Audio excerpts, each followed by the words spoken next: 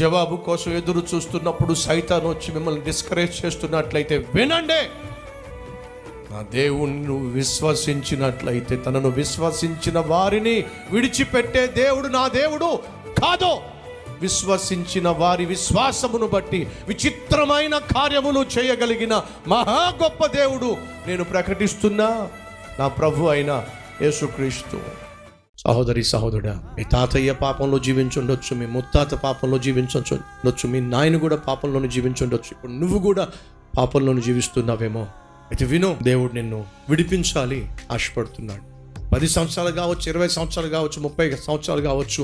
నీ యవ్వన ప్రాయం నుంచి ఇప్పటి వరకు దేవుని దృష్టిలో ప్రతి అడ్డమైన, అపవిత్రమైన, పాపిష్టి క్రియలు చేస్తూ జీవించి ఉండొచ్చు. అయినా సరే విడిపించడానికి దేవుడు సిద్ధంగా ఉన్నాడు. ఎందుకని నువ్వు దేవుని వాడవు, దేవుడు సృష్టించుకున్నటువంటి నరుడువు, దేవుడు సృష్టించుకున్నటువంటి నారివి, దేవుడు కోరుకుంటున్నటువంటి వ్యక్తివి. ఆ దేవునికి నిన్ను అప్పగించుకుంటే ఎంత బాగుంటుంది.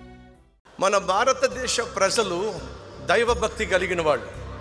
ప్రపంచంలో ఉన్న దేశాలన్నిటికంటే ఎక్కువ దైవభక్తి కలిగిన దేశం మన భారతదేశం. ప్రపంచంలో ఉన్న కుటుంబ వ్యవస్థల అన్నిటికంటే బహు గొప్ప కుటుంబ వ్యవస్థ కలిగింది మన భారతదేశం. మన భారతదేశం యొక్క సంస్కృతి, మన భారతదేశం యొక్క వస్త్రధారణ, మన భారతదేశం యొక్క సాంప్రదాయం బహు అద్భుతమైంది. భారత దేశీయునిగా ఎక్కడికి వెళ్ళినా మన భారతదేశం గురించి గర్వంగా చెప్తా.